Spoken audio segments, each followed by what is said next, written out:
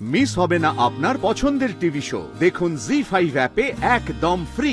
একটা কথা বুঝছো না কেন, আমাদের বাড়ির বউ ওই বাড়িতে এতক্ষণ গিয়ে গজল্লা করবে কেন? ওয়াই?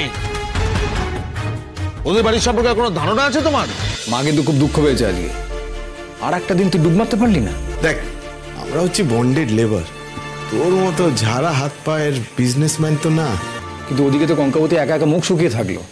না রে, আমার তো মনে হলো আমি আসার পরে কঙ্কাবতীর মুডটা নষ্ট হয়ে গেল। ইনফ্যাক্ট আমি থাকলে বোধহয় ও বেশি বোর হতো। মানে এটা আবার কেমন কথা? তোর বউ তুই থাকলে বোর হবে কেন? না, জাস্ট এমনি মনে হলো।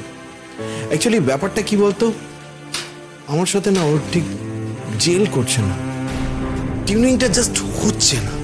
মানে বিয়ের আগে দেখা কঙ্কাবতী আর বিয়ের পরের কঙ্কাবতী, দুটোর ভেতরে বিস্তর ফারাক। কোনো কিছুই আর এক নেই। কেন, কি হয়েছে? কি মনে হচ্ছে যমজ বোনের সঙ্গে অদল বদল হয়ে গেছে? এটা একদিক দিয়ে ভালোই হয়েছে বুঝলি। তুই দেখলি একজনকে, তার প্রেমে পড়লি, এদিকে বিয়ে হলো আরেকজনের সঙ্গে। এখন আবার নতুন করে প্রেমে পড়লেই মিটে যাবে সবকিছু। না রে সোনাদা, তুই আমার কথাটা না সিরিয়াসলি নিচ্ছিস না। কোথাও কিছু একটা গন্ডগোল আছে, কোথাও কিছু একটা মিসম্যাচ হচ্ছে। Something is wrong somewhere. এই বাজে কথা রাখতো, কোনো কিচ্ছু রং না, সব ঠিক আছে।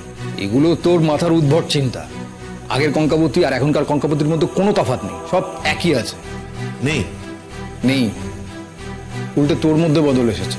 আমার মধ্যে বদল? তুই বল আমাকে, কি বদল দেখছিস আমার ভেতর? দেখ, ব্যাপারটা খুব সোজা। কি হয়েছে বলতো, বিয়ের আগে না তুই খুব প্রেমিক প্রেমিক ছিলিস, একটা অদ্ভুত রোমান্টিক হাওয়াতে উঠছিলিস। আর যেই বিয়ে হয়ে গেল তখন তুই হট করে স্বামী হয়ে গেছিস। প্রবলেমটা সেখানে। আরে না রে সোনাদা, আমার কথাটা শোন অর্জুন। আগে ওর বন্ধু হয়ে ওঠ, দেখবি সব ঠিক আছে, সব তোর হাতের মধ্যেই আছে। এই সোনাদা, তুই তো তোদের ইউনিভার্সিটির সাথে রেগুলার টাচে আছিস, মানে কাজের সূত্রে তোকে মাঝে মধ্যেই যেতে হয়। হ্যাঁ তা আছে, কেন? না মানে আমি ভাবছি কঙ্কাবতীকে তো কলেজের সবাই চিনতো, মানে ও তো প্রোগ্রামে নাচতো, তাই না? হ্যাঁ চিনতে বলেই মনে হয়। আচ্ছা, তুই ওর কোনো বয়ফ্রেন্ডের ব্যাপারে কোনোদিন কিছু শুনেছিস? এই আমাকে তুই কি ভেবেছিস বলতো? এই জুনিয়রদের এইসব খবর আমি রাখবো? একই এখন জুনিয়ররা সিনিয়রদের পাত্তা দেয় না, তারপর আবার যদি জানতে পারে না যে আমি এইসব খবর রাখছি, তাহলে আর দেখতে হবে না। না মানে আমি জাস্ট বলছি, তোর কোনোদিন কানে আসেনি কোনো কথা? কানে আসলে তোকে বলতাম না? আমার কেন জানি না মনে হচ্ছে অন্য কেউ ছিল, বা এখনো হয়তো আছে।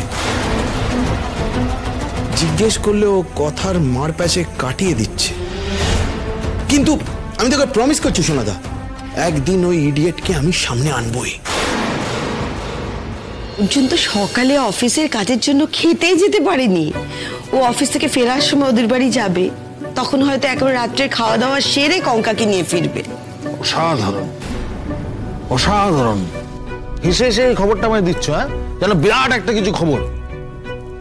তোমাদের মাথায় কি একটু বুদ্ধি নেই? হ্যাঁ, এদের বুদ্ধি বাঁধিয়ে রাখতে হয়।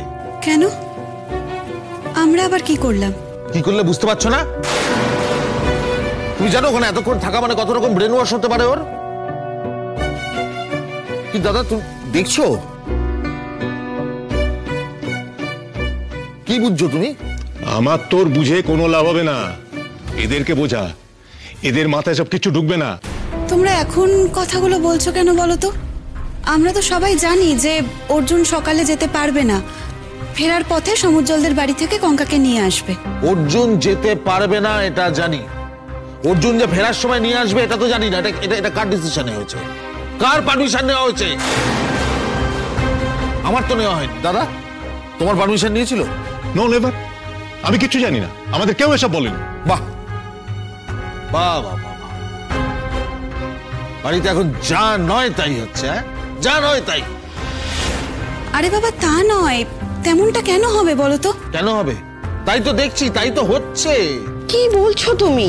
তোমাদের সামনেই তো আলোচনা হলো সবটা। আমার মনে আছে, তুমি তো জানো আমি তোমাকে নিজে বলেছি তুমি হয়তো খেয়াল করোনি। খেয়াল করিনি মানে? আমি যদি খেয়াল না করে থাকি আর সেটা যদি তুমি বুঝে থাকো, তাহলে খেয়াল করার মতো করে বলনি কেন কথাটা? আর একটা কথা বৌদি, সেটা হচ্ছে কানের কাছে কোনো কিছু নিয়ে আলোচনা করা মানে কিন্তু সেটার পারমিশন পেয়ে যাওয়া নয়। একটা কথা বুঝছো না কেন, আমাদের বাড়ির বউ ওই বাড়িতে এতক্ষণ গিয়ে গজল্লা করবে কেন? ওয়াই? ওদের বাড়ির সম্পর্কে কোনো ধারণা আছে তোমার? তোমাদের বুদ্ধির উপর ভরসা করা যাবে না, অসম্ভব। একদম একদম ঠিক বলেছিস তুই, পুরোটা আমাদের মনিটর করতে হবে। আরে শোনো প্লিজ, এখন এটা নিয়ে আবার কেন অশান্তি করছো? অর্জুন যদি কঙ্কাকে নিয়ে না ফেরে, তাহলে কঙ্কাও একা একা ফিরবে কি করে বলতে পারো? কেন? বাড়ি ফেরার তো হাজারটা উপায় আছে জেম্মা। আর ওদের তো ওই পাবলিক ট্রান্সপোর্ট ইউজ করার অভ্যেস আছে। হ্যাঁ, একটা ট্যাক্সি করে চলে এলেই তো এত সমস্যা হয় না। হ্যাঁ হ্যাঁ, তুমি হয়তো ঠিকই বলেছো, হয়তো সত্যি ওরা পাবলিক ট্রান্সপোর্টে অভ্যস্ত, কিন্তু এবারের বউ যদি ওভাবে ফিরতো, তাহলে তোমাদের কি ভালো লাগতো? শোনো বৌদি, এই সমুজ্জ্বলদের ফ্যামিলির ব্যাপারে আমাকে শেখাতে এসো না। ওরা হচ্ছে সারা জীবনের পিওর ধান্দাবাজ, যাকে বলে পিওর ধান্দাবাজ, বোঝো? হচ্ছে ভিকটিম কার্ড খেলে, খুব দুঃখী, ওর জীবনে খুব কষ্ট, এসব করে সিম্প্যাথি আদায়ের চেষ্টা করে। আমি লিখে দেবো একটা কথা দাদা, আমি লিখে দিতে পারি ওর ব্যবসার ক্যাপিটালের টাকা অর্জুনের থেকে চাইবে। গিয়ে দেখো, হয়তো আজকে চেয়ে বসে আছে অলরেডি। তাছাড়া ওই কঙ্কা হচ্ছে সমুজ্জ্বলের পূর্ব পরিচিত, কলেজের ব্যাপারে ওদের বোধহয় অনেক দিনের আলাপ টালাপ কিছু একটা আছে। তো ওদেরকে আমরা একসাথে এতক্ষণ সময় ছেড়ে দেবো কেন? কি কারণে? মানে ওদের কি বুদ্ধি টুদ্ধি লোপ পেয়েছে নাকি? আমি তো বুঝতে পারছি না। তুই তুই একদমই ভুল কিছু বলিসনি। ব্যাপারটা কিন্তু আমার একেবারেই ভালো লাগছে না। জানো তো জেঠু, দাদা ভাইয়ের বিয়ের বাসরে সোনাদা যা প্যাশনেটলি গান গাইছিল, তাতে তো মনে হলো পুরনো ব্যথা থাকলেও থাকতে পারে। আর হয়তো দেখো আজ সারাদিন এই সুযোগটাই কাজে লাগাচ্ছে। এই তিতলি, তুই কিন্তু বড্ড আজে বাজে কথা বলছিস, আমি বলে দিলাম। একদম এই ধরনের কথা বলবি না। সুদেষ্টা, তুমি ওর সঙ্গে এভাবে কথা বলছো কেন? তিতলিমা ভুল বলতেই পারে না। আরে হ্যাঁ, আমি ভুল বলতে যাব কেন? যেটা দেখেছি সেটাই বললাম। পরে যখন আমার কথা সত্যি হবে, তখন বসে বসে দেখো। না রে তিতলি, এসব ভাবার মতো কোনো ঘটনাই ঘটেনি। আরে কঙ্কা তো ওই কলেজে ওকে ভালো করে চিনতই না। ছাড়ো তো জেম্মা, আমার তো মনে হয় তোমাদের সামনে অ্যাক্টিং করেও না। তো তুমিই বলো না, দাদা ভাইয়ের বিয়ে হতে পারলো না, ওরা গায়ে পড়ে কেন ওদের দুজনকে ইনভাইট করল? কই, সোনাদা তো কখনো আমাকে একটা চকলেটও কিনে দেয়নি। অথচ আজ সারাদিনের জন্য নাকি কঙ্কাবতীর ওই বাড়িতে ইনভিটেশন। রাত শেষ হতে চললো, ইনভিটেশন নাকি এখনো শেষ হয়নি। বাবা, জি5 ডাউনলোড করুন আর সব এপিসোড দেখুন একদম ফ্রি।